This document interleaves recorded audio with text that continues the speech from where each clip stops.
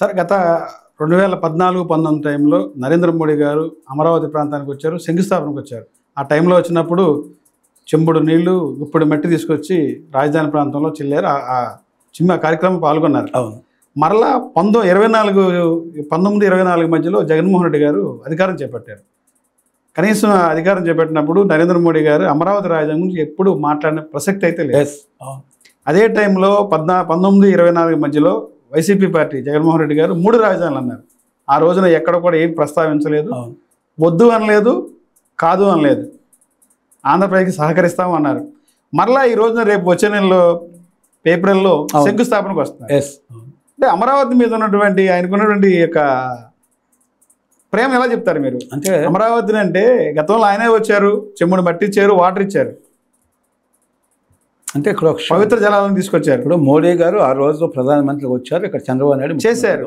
మరి 1924 టైంలో 3 రాజధానులు అన్నప్పుడు ఎందుకు దాని మీద? అంటే ఇక్కడ ఏమైందంటే మళ్ళీ అమరావతికి వస్తారు, శంకుస్థాపనకు వస్తారు. ప్రతి రాష్ట్రం అంటే అమరావతి మీద ప్రేమ ఉన్నట్ట ఏం చెప్తారు? అదే చెప్తున్నాను. ప్రతి రాష్ట్రంలో కూడా సర్పంచ్ దగ్గర నుంచి ముఖ్యమంత్రి వరకు వ్యవస్థ ఉండేది. ఆ వ్యవస్థను మొత్తాన్ని మనం ఇచ్చేసి బైపాస్ చేసి మనం నిర్ణయాలు తీసుకుని వాళ్ళ మీద రుద్దలేము. ఎందుకు రుద్దలేమంటే ఇక్కడున్న ప్రజలు జగన్మోహన్ రెడ్డికి 151 సీట్లు ఇచ్చారు. ఈయన మా నాయకుడు, ఈయన మాకు బ్రహ్మాండమైన పరిపాలన చేస్తాడని చెప్పారు. మరి జగన్మోహన్ రెడ్డి మరి ఆ తీసుకున్న రోజు దగ్గర నుంచి ఆయన పూర్తయ్యే వరకు కూడా ఏ విధమైనటువంటి అభివృద్ధి చేయకుండా కేవలం కాలక్షేపం చేసుకుని అదేమంటే నాకు ఓట్లు కావాలని చెప్పేసి మేము మీకు అకౌంట్లు వేస్తాను, బటన్ నొక్కుతానని చెప్పేసి ఇలాంటి కార్యక్రమాలు తీసుకున్నాడు. అయితే కేంద్ర ప్రభుత్వం ఏది చేయాలన్నా కూడా రాష్ట్ర ప్రభుత్వం సహకారం కావాలి.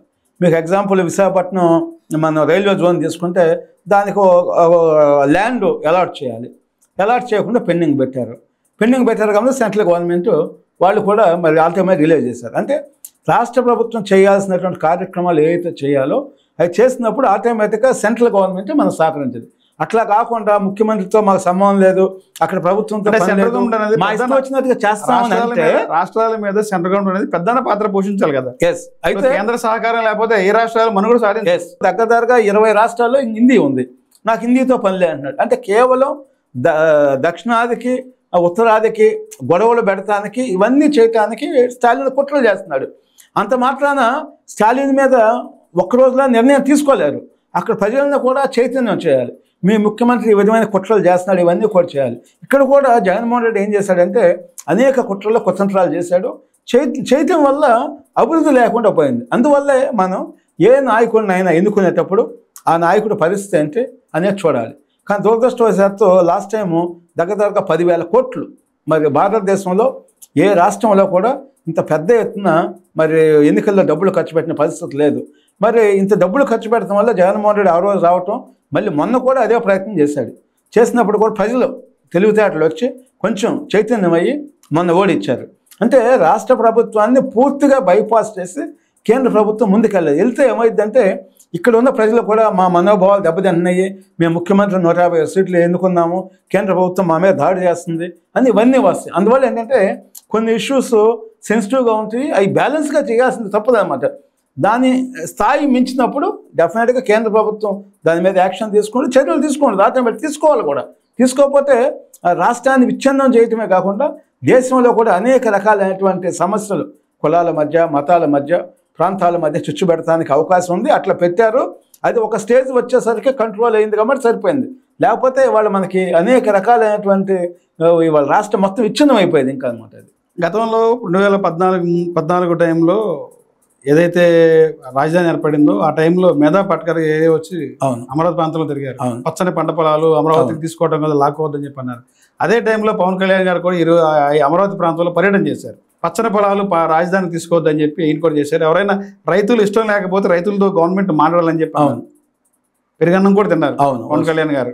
మందడం ఏరియాలో పెరుగన్నం కూడా తిన్నారు, రైతుల పక్షాలు ఉంటారన్నారు. ఇప్పటికీ కొన్ని ప్రాంతాల్లో కొంతమంది రైతులు అయితే ఇవ్వలేదు. అధికారంకి వచ్చి 9 నెలలు అయింది. అలాంటి రైతులతో ఏమన్నా గవర్నమెంట్ ఎందుకు ఏమన్నా అంటే మాట్లాడలేదు? అది గతంలో ప్రభుత్వం రైతులకి వాళ్ళు కౌలు ఇవ్వలేదు. ఈ ప్రభుత్వం వచ్చినాక ఎకరానికి 50,000 రూపాయలు కౌలు ఇస్తున్నారు. మరి అనేక మంది నేను ఇంకో మాట్లాడటం జరిగింది, హ్యాపీగా ఉన్నారు. అంటే మీరు చెప్పినట్టుగా మరి 35,000 ఎకరాలు ఇచ్చారు. 35,000 ఎకరాలు నిజంగా చెప్పాలంటే ప్రపంచ చరిత్రలో ఎవరో కూడా ఇంత వాలంటరీగా ఇచ్చినటువంటి పరిస్థితుల్లో దానికి ఎంతో పెద్ద సమస్యలు అయ్యి కాల్పులు జరిగి చాలా బీభత్సం అయింది అన్నమాట. అలాంటి పరిస్థితి లేకుండా ఇది మనం ఆంధ్రప్రదేశ్కి రాజధానికి మనం ఇస్తున్నాము, మన రాష్ట్రం ఇది 5 కోట్ల మందికి సంబంధించింది అని చెప్పేసి ప్రతి ఒక్కళ్ళు కూడా చైతన్యం అయ్యారు. ఎక్కడో కొంత ఒక 1% 2% డిఫర్ అవ్వచ్చు. డిఫర్ అయితే వాళ్ళ మంత్రులు అధికారులు వాళ్ళతో మాట్లాడి అమ్మ ఈ ప్రాంతం డెవలప్ అవుతుంది, మరి మీరందరూ కూడా వాళ్ళు తరతరాలు గుర్తుపెట్టుకుంటారు, వాళ్ళు ఎవరూ కూడా ఒక గజం స్థలం ఇచ్చేటువంటి పరిస్థితి లేదు అన్నదమ్ముల్లో, మరి అలాంటిది మీరు ఇంత త్యాగం చేశారు, మీరు త్యాగ పురుషులుగా ఉంటారు మీరు అని చెప్పేసి వాళ్ళందరూ కూడా రైతులకు అందరూ కూడా చెప్పడం జరిగింది. మరి ఆల్మోస్ట్ అందరూ కూడా కన్విన్స్ అయ్యారు. ఎక్కడో కోటికి ఒకళ్ళు ఉండొచ్చు, నేను లేదని చెప్పట్లేదు. మరి ఇలాంటి అవకాశాన్ని తీసుకొని రైతులకు కూడా మ్యాక్సిమం వాళ్ళకి ఏం చేయాలి, వాళ్ళు త్యాగం చేసినందుకు వాళ్ళకి ఏ విధమైన బెనిఫిట్స్ ఇవ్వాలి, ఇవన్నీ కూడా యుద్ధ ప్రాతిపదిక మీద ఇవ్వాలి. ఇవ్వకుండా మరి గతంలో కొన్ని వేల కేసులు పెట్టారు. దగ్గరగా 400 మంది రైతులు ఆత్మహత్య చేసుకున్నారు. జగన్మోహన్ రెడ్డి గారు రైతుల మీద ఆయన చేసినటువంటి అరాచకం మన భారతదేశంలో మనం ఎక్కడా కూడా చూస్తుందాం అనమాట. అంత అరాచకం చేసి అన్ని వేల కేసులు పెట్టి వాళ్ళ మీద దాడులు చేసి మరి దగ్గరగా 3,000 మంది పోలీసుల్ని కేవలం అమరావతి ఏదైతే మన మెయిన్ రీజనల్ పాయింట్ ఉందో, కోర్ క్యాపిటల్ ఏదైతే ఉందో అక్కడ మెయిన్ పాయింట్స్లో వెంకటపాలెం అని చెప్పండి, మీరు తుళ్ళూరు అని చెప్పండి, ఏదైతే మెయిన్ మందడం అని చెప్పండి, ఏ పాయింట్స్ ఉన్నాయో ఆ పాయింట్స్లో 3,000 మంది పోలీసులను పెట్టి రోజు దాడులు చేపించము. మహిళలను చూడకుండా విచక్షణంగా వాళ్ళని తన్నటము, కొట్టము, మరి అసభ్యంగా బూతులు తిట్టడం, చివరికి మరి ఎస్పీ స్థాయిలో ఉన్నటువంటి అధికారులు కూడా ఏ విధమైన అరాచకం చేశారో మనం చూసాము. వాళ్ళందరూ కూడా అనుభవిస్తున్నారు. మేము తప్పు చేసామనేటువంటి పరిస్థితుల్లో వాళ్ళే అందరికి కూడా చెప్తూ మనం చూస్తున్నాం అనమాట. ఇప్పటికైనా కూడా అధికారుల్లో కొంత మార్పు వచ్చింది, ఇంకా పూర్తిగా రాలేదు. ఎందుకంటే గతంలో అవినీతిలో పూర్తిగా వీళ్ళు కూడా కూరుకుపోయారు కాబట్టి ఇంకా కొంతమంది ఉన్నారు, ఇంకా వాళ్ళకి ఇంకా మైకం పోలేదు.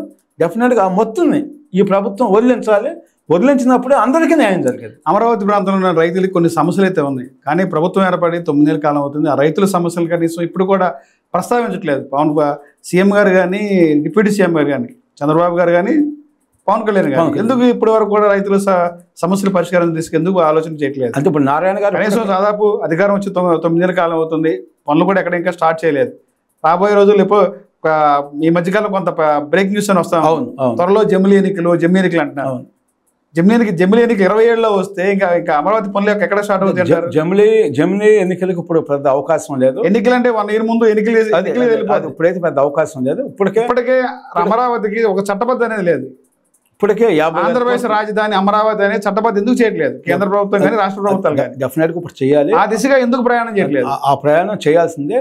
ఈ మధ్యన నారాయణ గారు కూడా 2-3 ప్రెస్ మీట్లు పెట్టి కొన్న రైతులకు ఏ సమస్యలు ఉన్నా కూడా యుద్ధ పార్టీని బట్టి వాటిని మేము క్లియర్ చేస్తాం. మేము సిఆర్డీఏని గతంలో అనేక సమస్యలతో దాన్ని చేశారు. మేము అలాంటివి ఏమి లేకుండా అన్ని చట్టానికి లోబడి ఏవేవి ఉన్నాయో అన్నీ క్లియర్ చేసుకుని రైతులకు అందరూ కూడా మేము న్యాయం చేస్తామని చెప్పేసి నారాయణ గారు ఈ మధ్యన కూడా మున్సిపల్ మినిస్టర్ నారాయణ గారు 2-3 సార్లు ప్రెస్ మీట్ పెట్టారు. అంటే రైతులు ఫస్ట్ ప్రయారిటీగా తీసుకోవాలి. దాంట్లో భాగంగా అనేక మందితో మాట్లాడుతాము, నారాయణ గారితో ఇంటరాక్ట్ అవుతాము. మరి సెక్రటరీలో కానీ మరి ఆయన బయట అక్కడ సిఆర్డీ ఆఫీస్లో ఉన్నప్పుడు కానీ అందరు కలవటం ఇవన్నీ కూడా మనం చూసాం అన్నమాట. గతంలో రైతుల్ని ఒక శత్రువులుగా చూశారు, మరి ఇవాళ ఆ పరిస్థితి లేదు. మరి శత్రువులుగా చూసినట్టు పరిస్థితి మనం చూసాము. ఈరోజు రైతులకి ఏ ఇష్యూస్ ఉన్నా కూడా వాళ్ళకి పెద్ద ఎత్తున ప్రయారిటీ ఇస్తున్నారు. నిన్న కూడా ఇక్కడ మనకి గన్నవరంలో ఎయిర్పోర్ట్కి సంబంధించినటువంటి రైతులకి ఇవ్వండి అంటే వాళ్ళకు కూడా మేము రాజధానిలో ఇస్తున్నాము, మీరు ఇక్కడ ల్యాండ్స్ ఇచ్చారని చెప్పారన్నమాట.